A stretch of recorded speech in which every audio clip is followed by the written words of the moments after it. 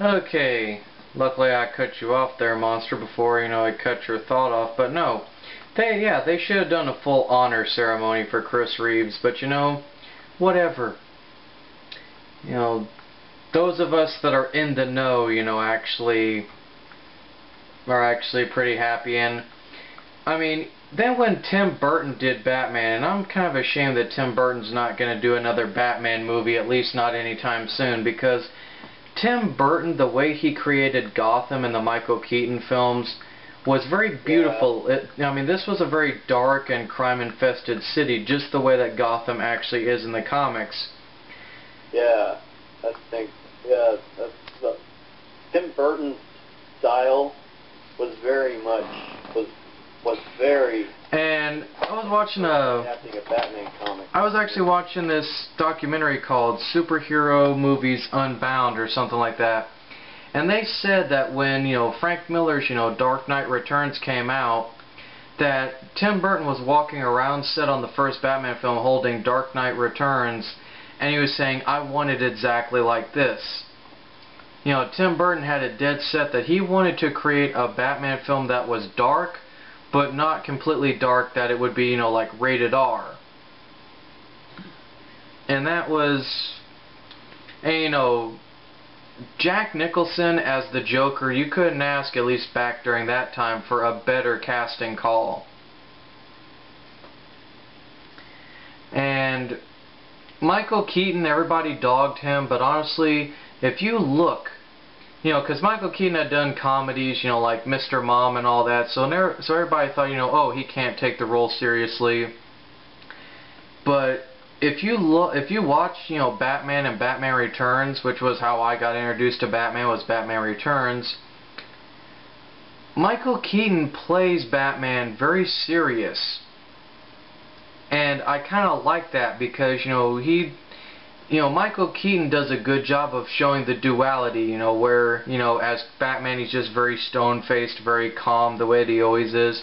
And as Bruce Wayne, he shows as Bruce Wayne, that obsession with wanting to get rid of crime, and trying to understand the criminal mind. And, the scenes with the Batcave, I always kind of liked. Because it shows how Bruce Wayne truly is as a character in the comics. I think my favorite scene in the original 1999 movie is just the scene where you see him visiting Crime Alley and you see him dropping the roses on the ground. That was something that I loved as well. I think that was a very nice touch. I think that was a great scene. But I mean, then we had, the Joel Schumacher films and everything, but even then... Yeah, as cheesy as those movies were, and I know everybody dogged Batman and Robin, but even still, as bad as that movie is, you can't deny that it is entertaining and funny. I mean, come on, the back credit card, Uma Thurman playing Poison Ivy, and Arnold Schwarzenegger as Mr. Freeze making nothing but cold references. Yeah, I mean, it's just like the Angry Video Game Nerd said. He said it's a comedy and it's hilarious. And it is. It is hilarious. The thing that makes it so funny is that it wasn't even intended to be funny, I don't think. Nope. That's why it's so funny. But, and I mean, then you had Hellboy, which everybody loves those. And it's like you said, you need the right actor and you need the right, kind of director. Ron Perlman really doesn't like the makeup for Hellboy, but he admits that when he looks in the mirror and he sees himself as Hellboy, it gets him excited. He even said that, it's so cool kind of looking in the mirror and, seeing, that I look almost exactly like, Mike Mignola's, drawings. Yeah, and honestly, as hokey as the live-action Spawn movie was, I will admit, the times where you see Michael J. White in the full Spawn outfit are cool as hell. And I'm sorry, the first time that you see, like, the mask come up on him and you see the eyes glow, or when you see him shatter through the roof and his cape is just silhouetting behind him, yeah, or, that was... you know, or when he faced the Violator for the first time, you know, that was... Yeah, that was just... Awesome. Yeah, you can't get any better than that. And I mean, there was also...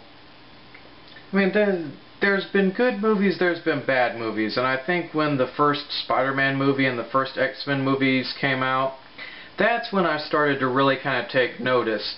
Because this was back during a time when I had stopped reading comics, because, you know, comic books were basically, you know, going bankrupt, they were about ready to become extinct, and I thought, you know what? You know, fuck it, I'm not even going to read comics anymore, because, you know what, honestly, they're just going to get wiped out anyway, and I've kind of, you know, just kind of grown out of it, because they're not going to make these characters into movies. You know, just basically, almost like every other comic book fan during the 90s, I just kind of lost hope. And then, you know, I started seeing Ultimate Spider-Man and stuff, and I was like, you know, what a joke, they're trying to reboot the characters. Then I heard that they were going to bring, you know, Spider-Man to live action, and, you know, X-Men to live action, and I said, yeah, you know, wishful thinking. Like, they're honestly going to be able to pull that off. Sure enough, the first X-Men film came out in 1999, as did the first Spider-Man film, which I think came out, you know, the year after that, you know, in 2000. Actually, X-Men came out in 2000, and Spider-Man in 2002, but yeah. And, boy, and you can't lie, the scene where you see Wolverine take his blades out for the first time, that was a moment of or awe. seeing him actually, you know, regenerate, or seeing Peter Parker, you know, whip swing through New York as Spider-Man. I just stood... Or, you know, or seeing, like, the prologue scene where you see Magneto as a young kid in the Auschwitz concentration camp. And, you know, you actually see the X-Mansion for the first time. Yeah. Like that. And, you know, actually seeing Cyclops' optic blast when he blew a hole through that train station, seeing that kind of renewed my faith in comic books. And then I started recollecting comic books. I started getting caught back up on, you know, the times. And, you know, now pretty much, you know, with comic book movies like Iron Man and Thor and the Avengers and Captain America, all this stuff, you know, coming out, it actually gives me a great feeling. And, you know, also seeing, you know, Green Lantern. Just as I said in my Jurassic Park 3 review, the mighty can fall pretty damn far. Oh, yeah. The third X-Men movie was mediocre. The third Spider-Man movie was mediocre. X-Men Origins Wolverine was horrible. Terrible. God, that is a terrible movie. The only reason that was horrible, though, is because I tried to take all of Wolverine's origins and put them all in one movie, and you can't do that. Yeah. Like, they tried to cover literally every base. And even Calvin Hood admitted that, you know, that was not the best idea. And I'm sitting there thinking, no shit, Sherlock. You know, I think one thing I would have liked to see in X-Men Origins Wolverine is that if you remember in the second X-Men movie, whenever you see the flashbacks of Wolverine, when you actually see him emerge out of the adamantium tank and you see him picking people up and just screaming and howling in pain, I wanted to see that in Origins. You know, I would have loved to have seen that too, and they never really showed that, and it confused me. Yeah, it's like, how come he's not mindless and completely in pain and just howling? That whole flashback sequence in the second movie was just horrific and terrifying, and they just didn't have that.